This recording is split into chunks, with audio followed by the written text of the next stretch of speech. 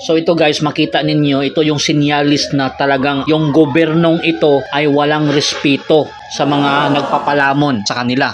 Especially yung taong bayan, nagbabayad ng malaking tax para isweldo nitong mga pulis na to. Pulis daw to eh. Tingnan ninyo, siya pa yung galit at binunutan ng baril. Ito ay malaking violation sa ating batas dahil ikaw ay pulis, kailangan bantayan mo yung taong bayan, protektahan mo, ikaw na mismo yung pumatay sa nagpapasweldo sa inyo. Napakawalang hiyang gobernong ito. Ito sinyalis talaga na napakadumi at napaka-corrupt itong government na to.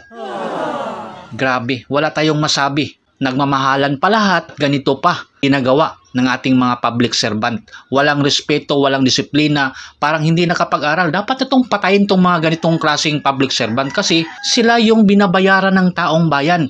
Pinalamon ang pamilya nila. Sa laki ng sweldo itong mga animal na to, walang nagawang mabuti sa bayan. Kahit i-prevent yung crime ngayon. Nagrabe yung mga adik, marami yung pinapatay sa mga adik ngayon, maraming nabiktima sa mga adik ngayon, mga bata, mga babae, nirip, walang nagawa. Hindi nalutas, hindi na-prevent, and they could not protect our people. Pero ito pa yung ginagawa. Illegal entry. No one is above the law. Kahit ikaw pa ay yung public servant, no one is above the law. You breaking the rules. Ang ina tong mga hayop na to, walang seminar to eh. Paano to naging public servant tong mga hayop na to?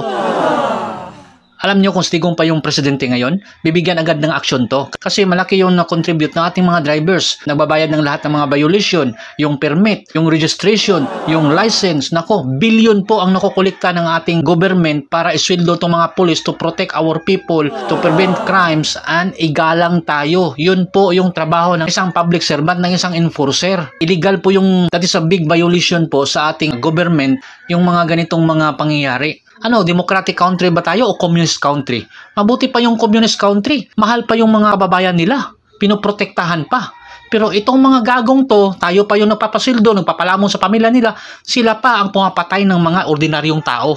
Nakakaawa po tayo. Wala po tayong government na kasing bangag nitong government na ngayon.